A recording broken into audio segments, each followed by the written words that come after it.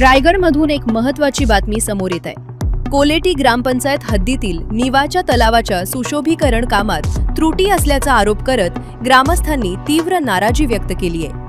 JSW कंपनीच्या CSR निधीतून या तलावाचे नूतनीकरण करण्यात आले होते, मात्र यामध्ये अनेक आवश्यक कामांचा अभाव असल्याचे समोर आले।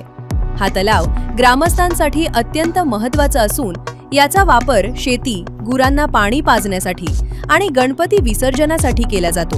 मात्र प्रशासनाने तलावावर विसर्जन घाटाची योग्य व्यवस्था केलेली नाही।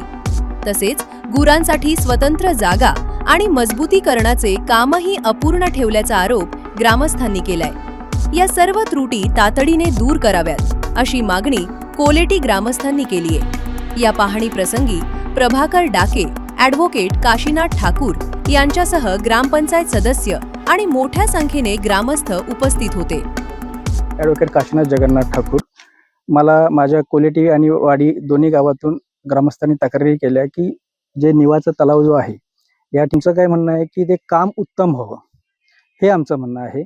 परंतु याच्यामध्ये माध्यमातून CSR फंड जे आहे JSWचं त्यांनी बांधकाम म्हणजे बांधकामासाठी पैसे टाकलेले आहेत आणि ते ग्रामपंचायत कोलेटी यांच्या माध्यमातून हे झालेलं आहे देखरेखीखाली।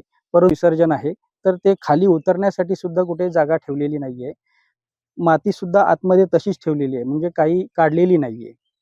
आणि त्या सुधीर तैलंग म्हणून आहेत CSR फंडाचे, त्यांना आमची विनंती आहे की हे काम उत्तमरित्या व्हावं, याच्यात कॉन्ट्रॅक्टरला नेमून चांगलं काम करण्यात यावं। आमचं काही JSWच्या CSR फंडाला किंवा JSWला विरोध नाहीये, परंतु जर JSWचे जे काही फंडातून जर पैसे टाकले जातात त्याचा विनियोग चांगला व्हायला पाहिजे। माझं म्हणणं असं आहे की ग्रामपंचायत कोलेटी आणि कोलेटी वाडी आज CRS फंड हा JSW हा कोलेटी गावासाठी चांगल्या प्रकारे दिलेला आहे आणि आज ग्रामपंचायतने जो योग्य वापर केलेला नाही त्याचा, आणि आज ती सुविधा आपल्यासाठी JSW जी चांगल्या प्रकारे पुरवली आहे। हा तलाव हा म्हणजे त्यांनी तलावाची आपण ज्यावेळेला आम्ही आमचा पूर्वीचा तलाव कसा गुरांना पाणी पिण्यासाठी असतो, लोकांना सर्वांसाठी वापरण्यासाठी पाणी असतो, तर आज त्यासाठी पायऱ्या पण नाही आहेत।